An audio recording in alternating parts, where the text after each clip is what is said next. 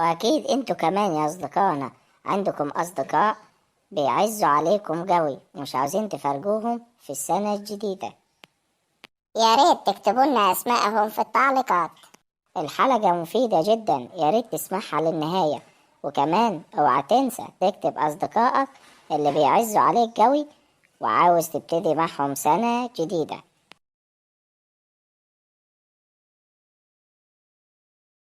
تصبح يا برنس.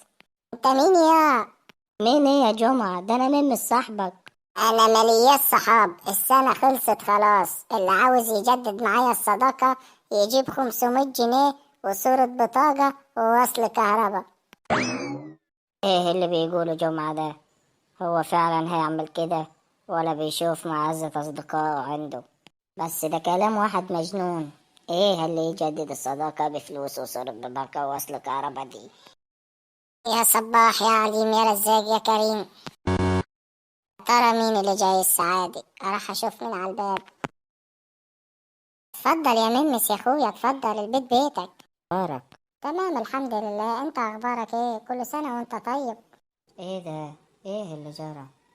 ده امبارح بالليل كان بيقول كلام، النهاردة عكسه تمام.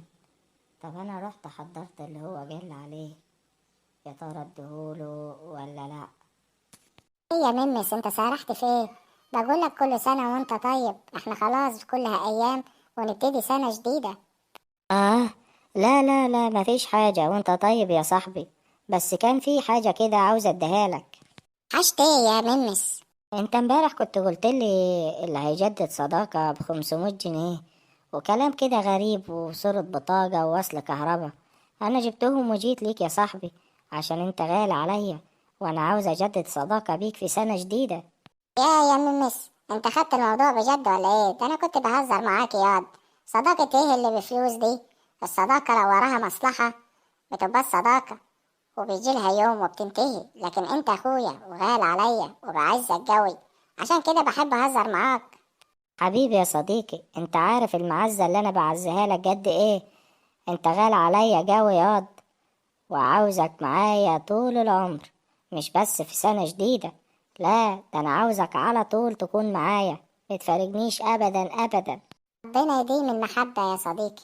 خلاص بقى، احنا هنقضيها كلام فاضي. يلا قول لي بس، ليلة راس السنة هتبقى العزومة عندي ولا عندك؟ عندي انا اكيد. دي تبقى عندي انا. خلاص مش هتفرق عندي ولا عندك، العملية واحد يا صديقي.